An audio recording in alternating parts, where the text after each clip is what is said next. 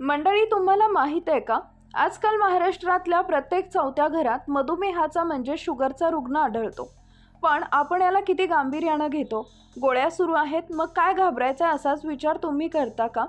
जर हो असं ह्याचं उत्तर असेल तर व्हिडिओ तुमच्यासाठीच आहे.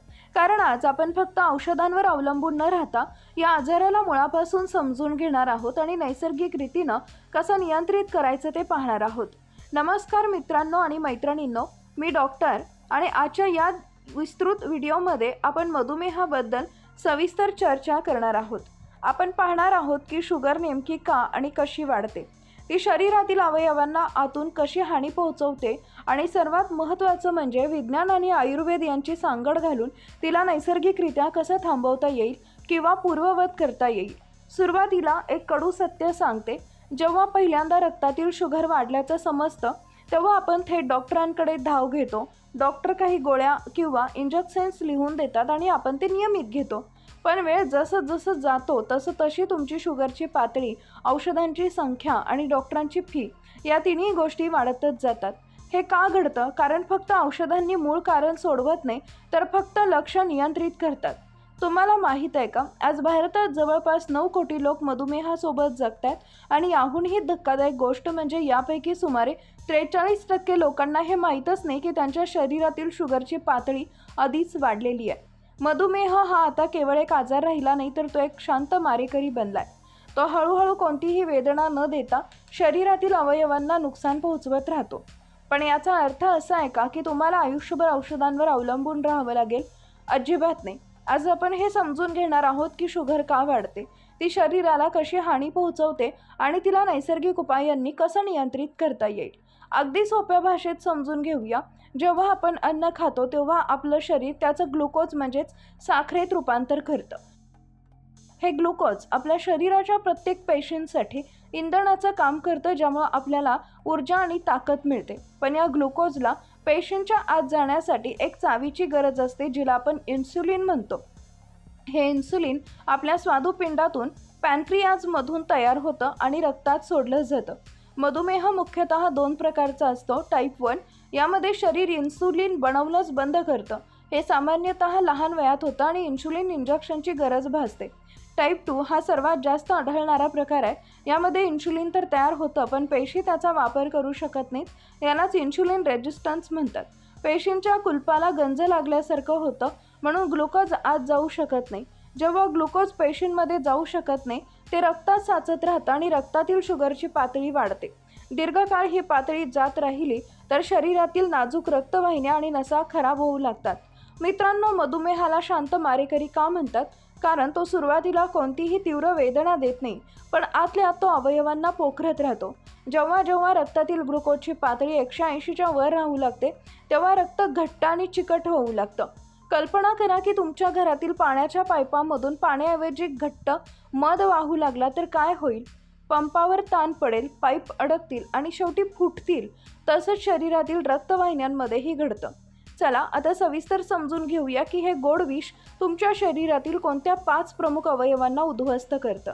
एक, डोळ्यावर हल्ला. आपल्या डोळ्याच्या मागे एक पातळ पडदा असतो, ज्याला रेटिना म्हणतात. तिथं अतिशय बारीक आणि नाजूक रक्तवाहिन्या असतात.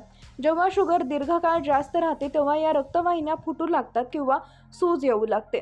सुरुवातीला दिसायला अंधुक वाटतं, डोळ्यासमोर काळे डाग दिसतात किंवा रंग ओळखता येत नाही. जर वेळीच नियंत्रण केले नाही तर मोतीबिंदू, काचबिंदू किंवा पूर्ण अंधत्व येऊ शकतं. मधुमेहाच्या रुग्णांमध्ये हे धोके 2 ते 3 पट जास्त असतात. 2, किडनी फेल होणं. किडनीचं काम रक्त शुद्ध करणं आहे. यात लाखो छोटे फिल्टर्स, नेफ्रॉन असतात. हाय शुगर या फिल्टर्सची संरचना बदलून टाकते. प्रथिनं लघवीतून बाहेर पडू लागतात. शरीरात विषारी पदार्थ साचू लागतात. पायांना सूज येते, थकवा जाणवतो आणि शेवटी डायलिसिस किंवा किडनी ट्रान्सप्लांटची गरज भासते. मधुमेह हा किडनी फेलियरचा प्रमुख कारणांपैकी एक आहे. 3, नसा निकामी होणे म्हणजे न्यूरोपची पायांवर मुंग्या येणे, हातपाय सुन्न पडणे, जळजळ होणे किंवा वेदना होणे ही लक्षण शुगरमुळे नसांना झालेल्या नुकसानीची आहेत. हाय शुगर नसांवरचं संरक्षण आवरण नष्ट करतं. सर्वात धोकादायक म्हणजे पायांची संवेदना संपून जाते. छोटासा घाव, काटा टोचणे किंवा जखम ही तुम्हाला समजतच नाही. याला डायबेटिक फूट म्हणतात. एक छोटासा घाव सोडून गँग्रीन होऊ शकतो आणि कधी कधी पाय कापावा लागतो. 4. हृदय आणि मेंदूवर धोका. मधुमेह असणं म्हणजे हृदयविकार आणि स्ट्रोकसाठी आमंत्रणच आहे.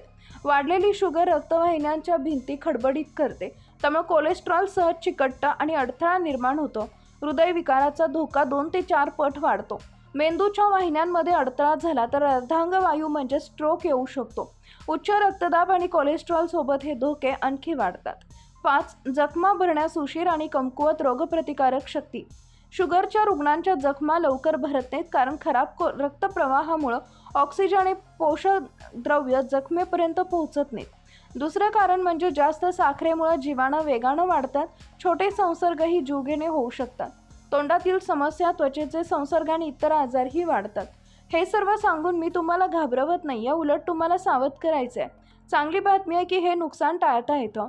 तुमची शुगर नियंत्रित ठेवली तर शरीरात स्वतःला दुरुस्त करण्याची अद्भुत क्षमता आहे. आपल्या भारतीय घरांमध्ये एक मोठा गैरसमज आहे. लोक म्हणतात साखर सोडून गुळ किंवा मध खा, शुगर वाढणार नाही. पण सत्य हे आहे की गुळाचा ग्लायसेमिक इंडेक्स साखरेपेक्षा जास्त असू शकतो. तो रक्तातील साखर तितक्याच वेगाने वाढवतो. मधात काही फायदे असले तरी मर्यादित प्रमाणातच घ्या. आता उपायांकडे वळूया. मधुमेह हे कुलूप असेल तर आहार ही त्याची मुख्य चावी आहे. पण अनेक लोक चूक करतात, ते जेवणच सोडून देतात किंवा उपाशी राहतात. लक्षात ठेवा, उपाशी राहण्याची गरज नाहीये. योग्य आणि संतुलित आहार घ्या. तुमच्या ताटाचं नियोजन डायबेटीज प्लेट मेथड एका साधारण 9 इंचाच्या ताटाचे 3 भाग करा. अर्ध ताट हिरव्या पालेभाज्या, काकडी, टोमॅटो, ब्रोकोली, फ्लावर, कारलं, भेंडी, पालक, मेथी इत्यादींनी भरलेलं असावं. या भाज्या फायबरनं समृद्ध असतात. फायबर साखर शोषली जाण्याचा वेग मंदावते आणि पोट भरलेलं ठेवतं. 1/4 भाग प्रथिने म्हणजेच डाळी, छोले, पनीर, सोयाबीन, टोफू, उकडलेली अंडी, मांस किंवा चिकन स्किन शिवाय प्रथिनं दीर्घकाळ पोट भरलेलं ठेवतं आणि इन्शुलिन स्थिर राहण्यास मदत करतात. उरलेला 1/4 भाग गुंतागुंतीचं कॅब्स म्हणजेच कॉम्प्लेक्स कार्बोहायड्रेट्स, बाजरी, नाचणी, ज्वारी, ओट्स, ब्राऊन राईस, सालीसकट डाळी किंवा संपूर्ण धान्य, पांढरा भात किंवा मैद्याच्या वस्तू टाळा. जेवणाचा योग्य क्रम काय खाता यापेक्षा महत्त्वाचं आहे की क्रम कसा आहे. विज्ञान सांगतं की क्रम बदलल्यानं पोस्ट मील शुगर स्पाइक 30 ते 40% कमी होऊ शकते. सुरुवातीला मोठ्या वाटीभर कोशिंबिरीनी किंवा सॅलडनं करा. फायबरचं जाळं तयार होतं. दुसऱ्या क्रमांकानं प्रथिना आणि भाज्या किंवा स्निग्ध पदार्थ, डाळ, पनीर, भाजी, शेवटी पोळी, भाकरी किंवा भात खा. यामुळं काप्स हळूहळू रक्तात मिसळतात. जर शुगर खरोखरच कंट्रोल करायची असेल तर या 4 पांढऱ्या गोष्टी हळूहळू आहारातून काढून टाका. साखरऐवजी कधीतरी स्टिविया वापरा. मैदा आतड्यांना चिकटतो आणि इन्शुलिन रेजिस्टन्स वाढवतो. पांढरा भात, ब्राऊन राईस किंवा हातसडीचा तांदूळ घ्या. पांढरे मीठ, सैंधव मीठ मर्यादित प्रमाणात. फळांबद्दल गैरसमज, फळ चावून खा, रस पिऊ नका.